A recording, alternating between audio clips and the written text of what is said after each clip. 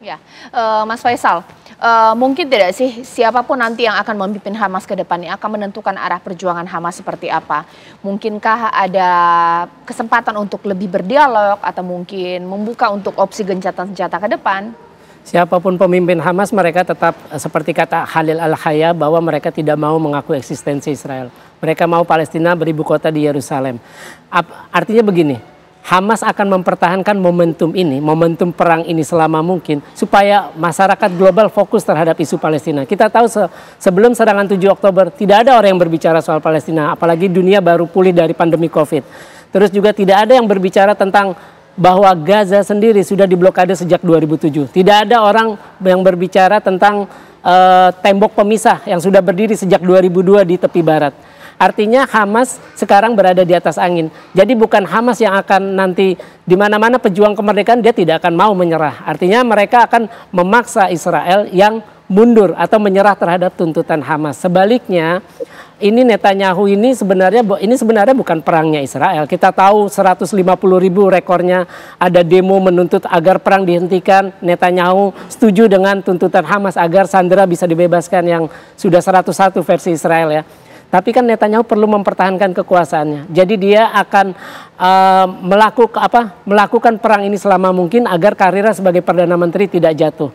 Dan terakhir itu ada polling, 16% itu orang tidak mau lagi Netanyahu jadi Perdana Menteri kalau perang udah usai. Artinya Netanyahu akan mempertahankan perang selama ini. Nah, selama perang ini masih berlangsung, maka selama Netanyahu masih berkuasa, maka ya kemungkinan perang mungkin bisa sampai 2025. Oke Pak Sulaiman Ponto, kalau perang kemungkinan sampai dengan 2025 ini juga disorot. Nah, respon dunia internasional melihat ini seperti apa? Opsi gencatan senjata ini memungkinkan tidak Pak Ponto? Ya, ini tergantung mereka berdua. Dunia dari dunia sudah pasti mengharapkan supaya ada gencatan senjata. Tetapi kalau dia berdua tidak mau gencatan senjata, ya bau bagaimana? Semua dunia pengen gencatan senjata. Tetapi kita lihat di lapangan, bagaimana Hamas tidak mau menginginkan ada Israel, Israel juga tidak mau dia hilang dari permukaan bumi.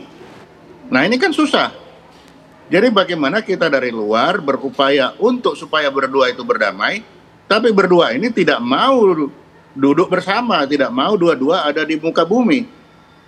Bagaimana Israel juga tidak mau dia hilang, Hamas juga tidak mau ada Israel. Nah, ini kan susah ini. Jadi bagaimanapun dari dunia ingin berdamai, tapi kalau dari berdua itu tidak mau berdamai, ya semua tergantung mereka berdua ujungnya. Iya, kan begitu. Pak Ponto, tapi kalau misalnya melihat ini Israel berhasil menewaskan 2 pemimpin Hamas dari Haniyeh hingga Yahya Sinwar. Ini artinya bahwa hubungan ini sudah semakin memanas. Untuk opsi berdialog antara kedua kelompok ini tidak memungkinkan atau bagaimana? Ya, kalau bagi saya kelihatannya kok agak susah ya. Bagi Israel melihat ini ada mereka akan mempertahankan momentum ini, bahwa ini ada keunggulan di dia.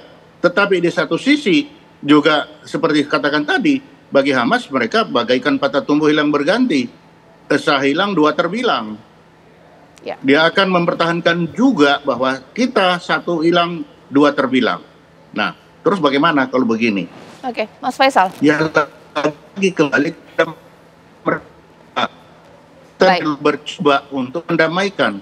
Tapi kalau yang didamaikan tidak mau mengambil kedamaikan, susah juga.